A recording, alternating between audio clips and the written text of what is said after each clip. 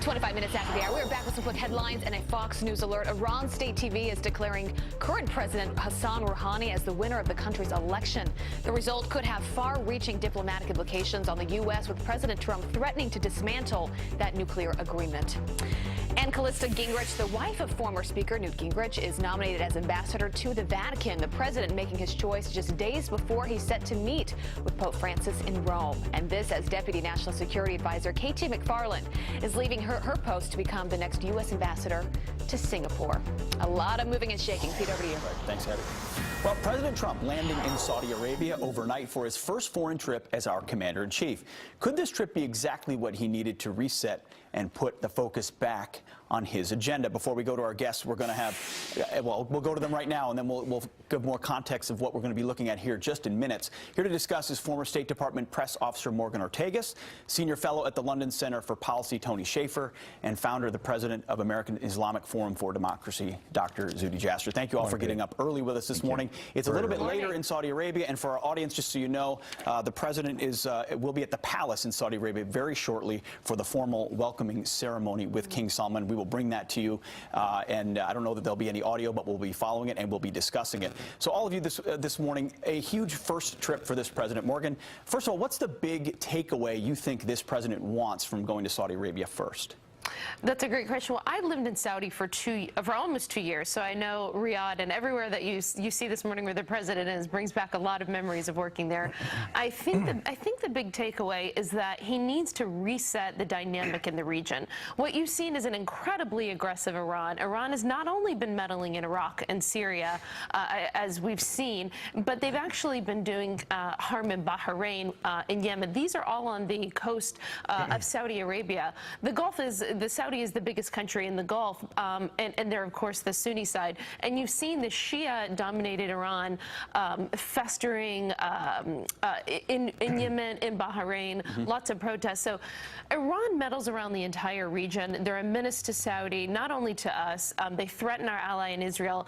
And over the past 8 years, you've seen a very weakened Saudi Arabia. And the other Gulf countries really trust Saudi and really rely on Saudi to be that counter to Iran. So today, I think the president is resetting the relationship between the U.S. and Saudi Arabia, and the only way that you will have an effective counter to Iran is through a strengthened Saudi Arabia. Well, Colonel Schaefer, to that note, when you see the video that we're playing, it's the president walking down on the red carpet, the king greeting him right there, and it's not just a greeting there. There's trumpets and cannons and jets with red, white, and blue. There's American flags in the city. There's just a very different billboards with both of their faces on it. This is more than just a greeting. Right. Well, you said it earlier. Look, Pete, it's respect.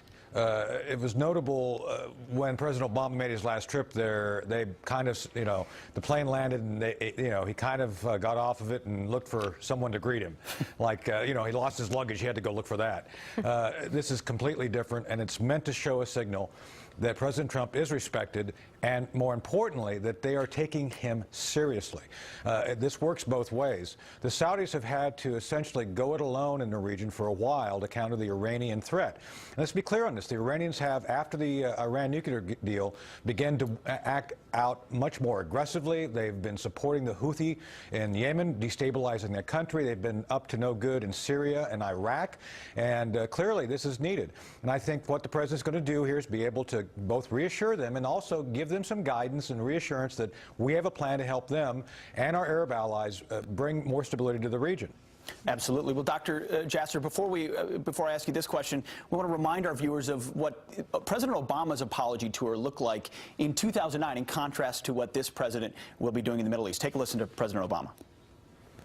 I've come here to Cairo to seek a new beginning between the United States and Muslims around the world. In America, there's a failure to appreciate Europe's leading role in the world. There have been times where America has shown arrogance and been dismissive, even derisive. The United States is still working through some of our own darker periods in our history. The United States will be willing to acknowledge past errors where those errors have been made. We've at times been disengaged, and at times we've sought to dictate our terms. Dr. Jasser, that was one approach as we face the radical Islamic threat. President Trump expected to take a different one. How will he do that today?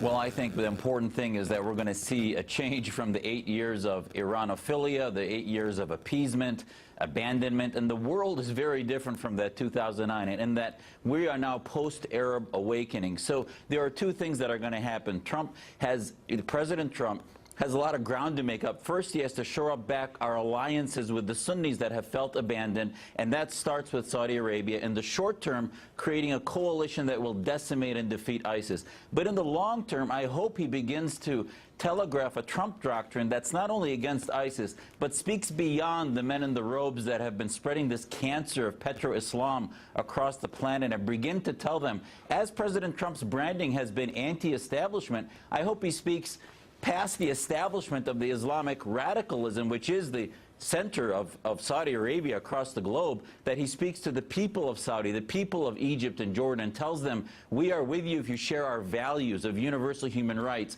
of equality of men and women, no anti-Semitism. And he starts to telegraph what it means to be an ally, and we begin to look at reform in the region, which so far President Obama never did. Absolutely.